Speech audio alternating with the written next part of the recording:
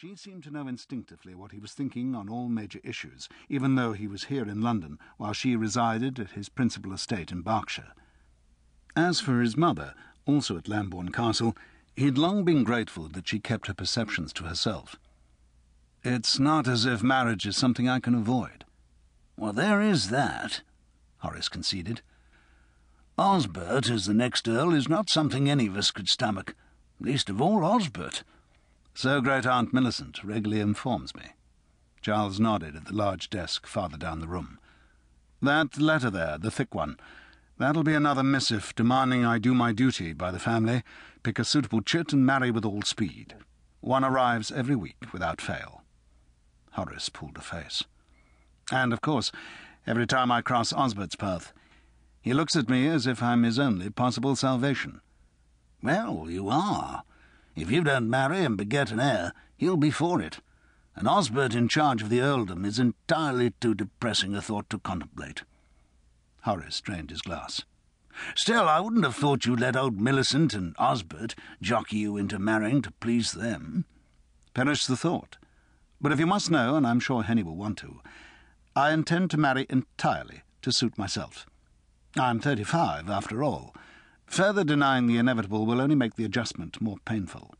I'm set in my ways as it is." He rose and held out his hand.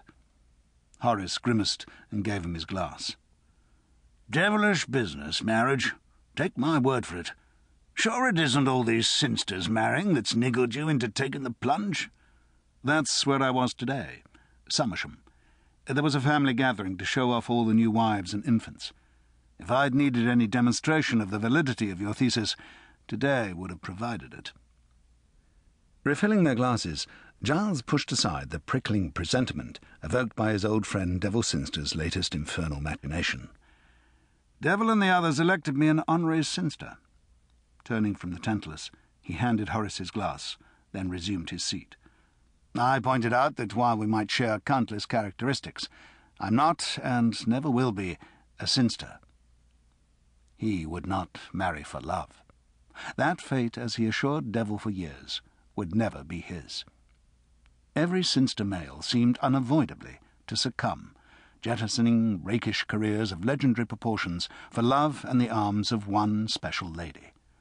There had been 6 in the group, popularly known as the Bar Cynster, and now all were wed, all exclusively and unswervingly focused on their wives and growing families.